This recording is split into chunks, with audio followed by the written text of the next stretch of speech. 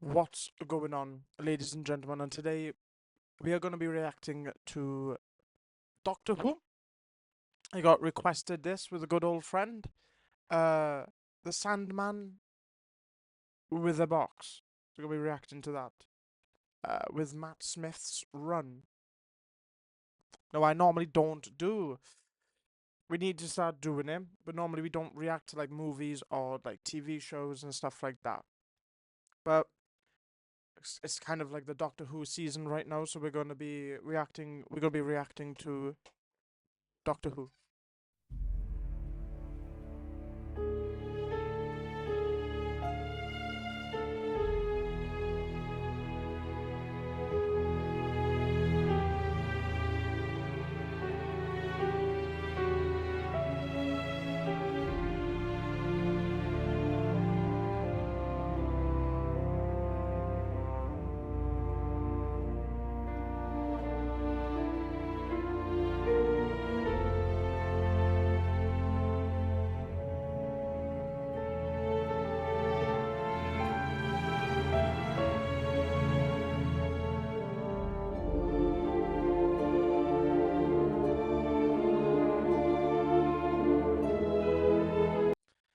So it's a bit of mystery and a bit of nuance in the beginning of the soundtrack. The kind of the Act One slash introduction. You know, the Sandman with a box.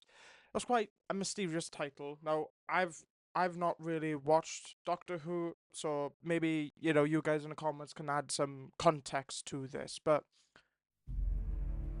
it's a lot. So fade in. We slowly progress forward into this track. Short sustain violins and some pianos, but the piano's quite prominent. So it's quite like a kind of a spy thriller esque type of um, track that is that's being presented right now. So this reminds me a little bit of the Peter Jackson um, King Kong remake that they did. A lot of like the kind of like just a lot of kind of similarities that I draw in this. And maybe that's the next soundtrack we'll break down. But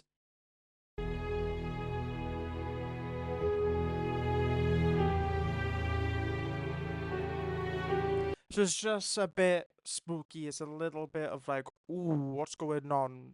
It's mysterious.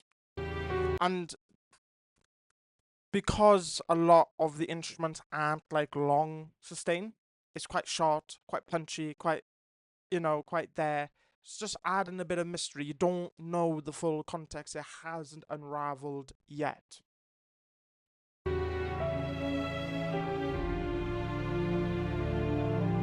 So it's building, and I think about 19 seconds, the notes start to get longer in their tonality. Yeah, around you.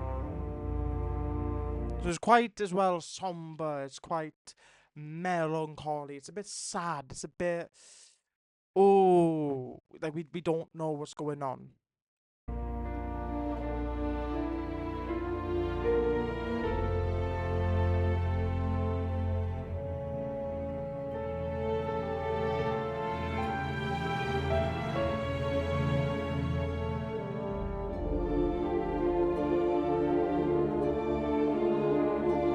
So we got tremolo, a bit of synths underlining as well, a bit of like wobble, like a bit of synth wobble. We got a tremolo. We still got the piano. So now it's building. 45 seconds in, and it's just building. Again, very slow to the tension build, but they have to introduce us to this, the sad man with the box. Maybe because it's sad, that's why it's somber actually.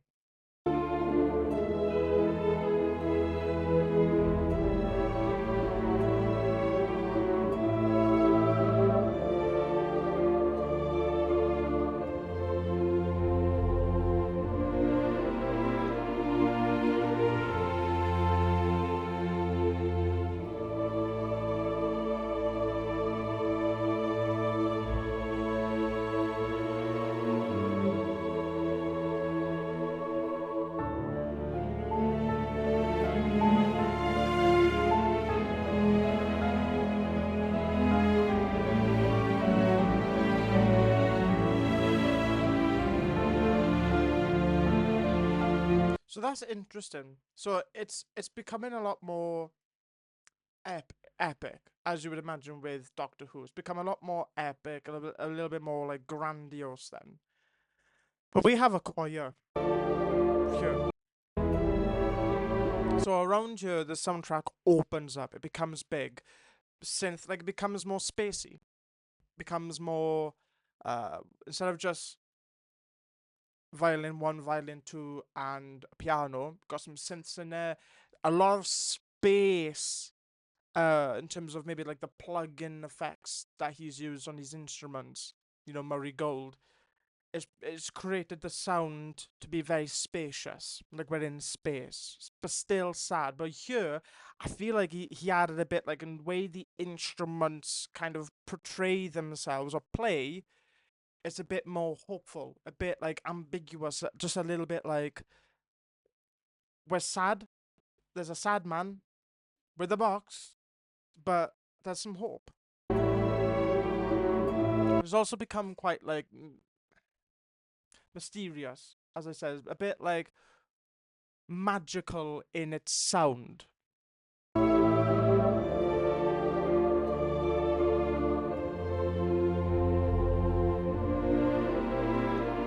Right there, that's the turn.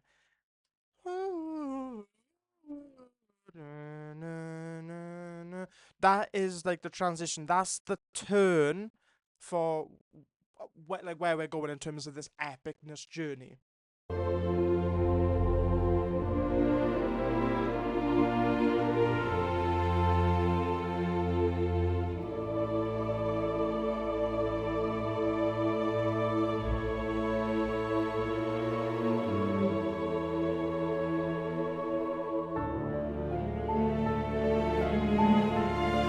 So that's Act 1. Imagine this as acts. 1 minute 20 is Act 1. That's probably where Act 3 begins.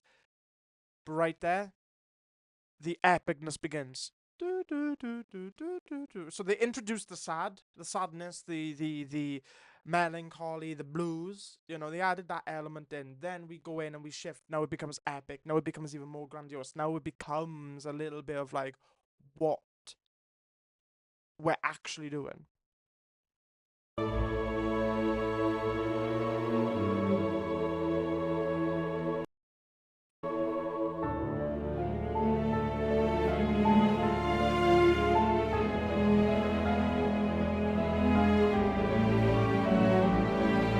So the piano was playing the higher octaves, which tends to be like representing in terms of like sadness and stuff. Now it's playing a lot of like the lower keys along with the higher keys. We have so there's bass in there. There's some like low end.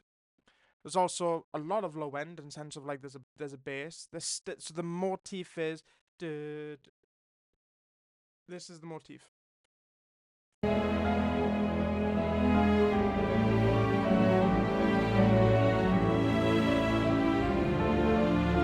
That notation is the motif, is the theme of this track. So there's strings that's playing that theme. You got the piano that's still being, but notice how in the latter part of like the Act 1 of this track, it's more spacey, it's quite magical, it's a bit futuristic, it's a bit out there because, you know, Doctor Who, space travel, it's quite epic. There's a lot of room for instruments. They shut that down. Shut that down. Just listen to this part here.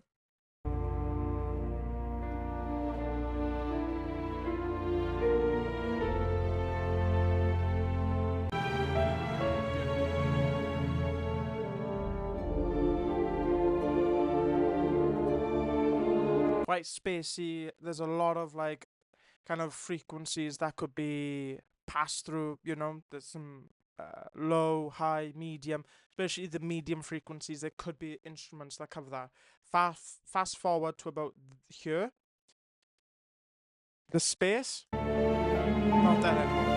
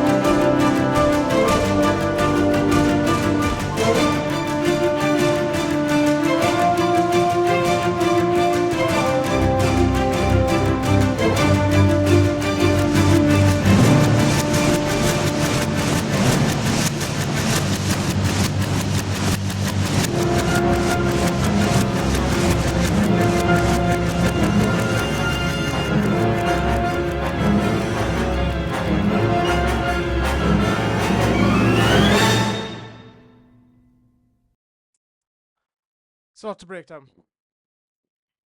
It's a lot to break down here. Tension building. Very slow at the start. It's the false sense of music wise, like, oh, it's this somber-esque, it's this it's this sad person, sad scene, that type of stuff, right? Like it's a bit sad, it's a bit somber in terms of the first act. They're playing the motif, it's getting bigger, it's getting larger. Hops. But it's in terms of the music wise, it's just building, they're building it. Right there, feels like you're in space, isn't it? Whoa. And it's a bit epic again, it's a bit spacious in terms of the way they've mixed this. Now you kind of know why. Higher strength, higher octaves.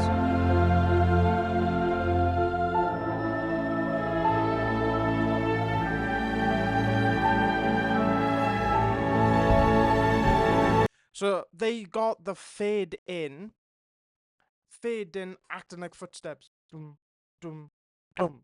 But it's a grand fade in. So it's just fade in till we get it. The strings are holding like as a kind of like a tremolo. That last note, they're holding it, waiting, and along with the other instruments, the piano kind of stops and it kind of dips out. But all of it is just reaching, and that's like the transition. Then we get into this.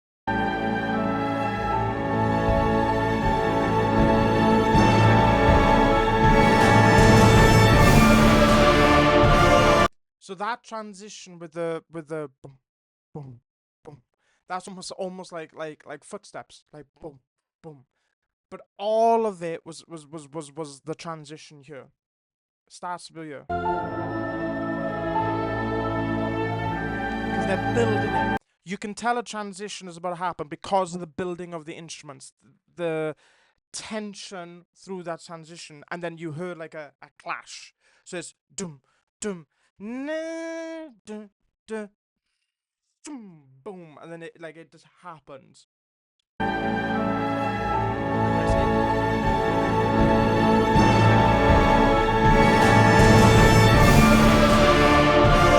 All the instruments were just building together, and it was just heading, hold, boom. But that little clink was the point of transition, like the point of no return. So, hang on. Right there. Clunk.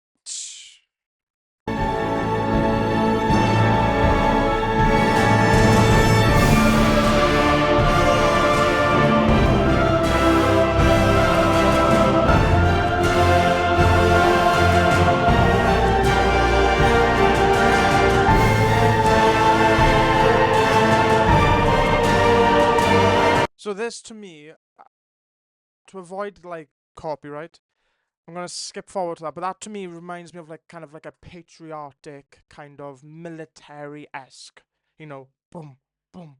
It reminds me of a bit like a military, like the good guy in a battle always wins. You got the good guy is like on his last life. He's about to there, and then they get the spark or creativity or something, and boom, and then this is the music that's like either in an action sequence. So there's not really much to break down with that. It's just good in terms of like the transition, how they set it up. But to me, the vibe is the kind of the military-esque, the combat rhythm that is being used. But it's this part I want to break down, because I've not broke down someone game, or even like game wise, I haven't broken down a piece of composition that adds reversed audio.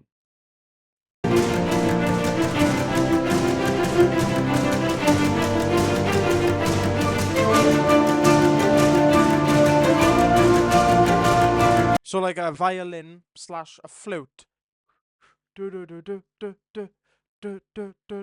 So this is will probably be used for like an action sequence. Like again, just building. It's a lot of like rhythm patterns, but it's building up that tension, that action sequence.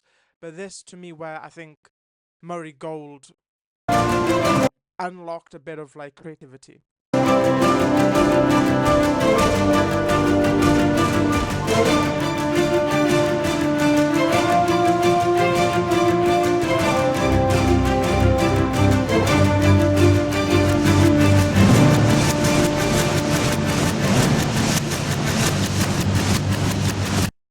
Yeah, that part.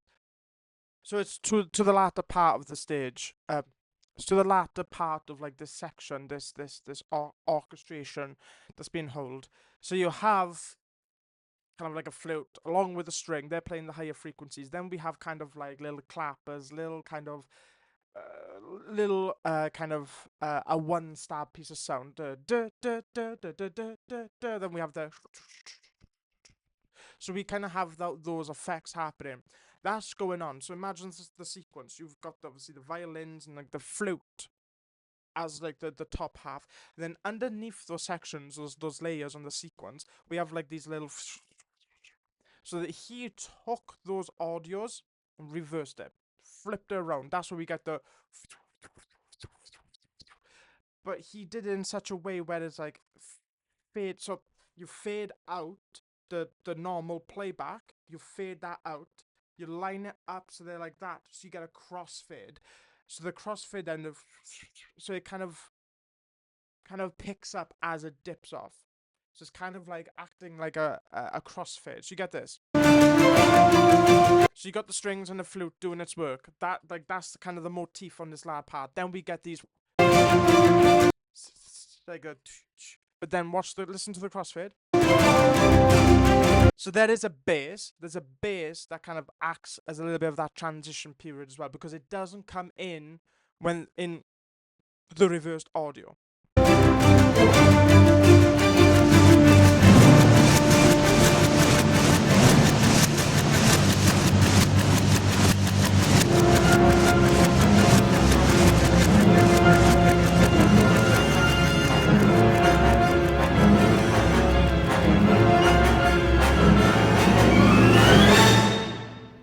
And then that's the stinger. That's the stinger right there. And obviously that might have been like, in terms of like visual, that might be something that he added on because of the visual opponent, but that there is full experimental. We start off with kind of a normal soundtrack, like a normal track, not necessarily a soundtrack, but we start off. We start off with stuff like that, a normal kind of orchestration, and then we kind of end it off with like this. That is full experimental. He experimented with stuff like that. It almost feels like it was the reversed audio, but like kind of underlining that was kind of like a little bit of risers, because we get this kind of effect. So he definitely took the main audio, flipped it, but added a bit of like kind of risers underneath it. So it's kind of like two layers. But the Sad Man with the Box, what a piece of composition, especially the end as well, with the kind of experimental element. Well, ladies and gentlemen, make sure you hit that subscribe button. That has been my breakdown. Make sure you comment down below maybe the context that I'm lacking or what to break down next. Make sure you hit that subscribe button, because my goal is 100 subscribers and we're one subscriber away. So make sure we get 100 subscribers. Make sure you leave a like, make sure you share, comment down below, and until next time, bye bye.